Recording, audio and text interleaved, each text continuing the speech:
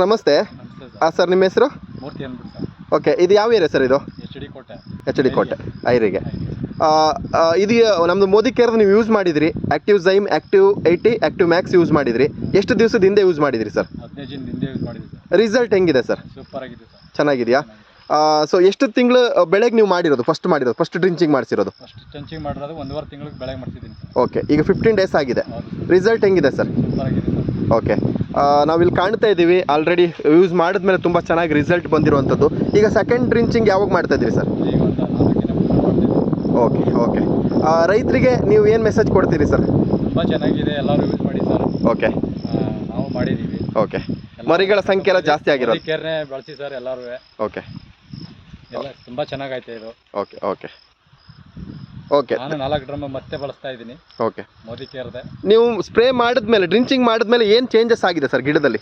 ತುಂಬ ಚೇಂಜಸ್ ಆಗಿದೆ ಸರ್. ಎಲ್ಲ ಹಸಿರಾಗಿ ಎಲ್ಲ ಮಾಡಿ ಎಲ್ಲ ತುಂಬ ಚೆನ್ನಾಗಿದೆ ಸರ್. ಆಮೇಲೆ ಮಣ್ಣೆಲ್ಲ ಸರಳಾಗಿದೆ. ಹಾಂ, ಎಲ್ಲ ಚೆನ್ನಾಗಿದೆ ಸರ್ ತುಂಬ. ಓಕೆ, ಎಲ್ಲರೂ ಕೂಡ ಬಳಸ್ಬೋದು sir. Okay sir, thank you sir. Thank you.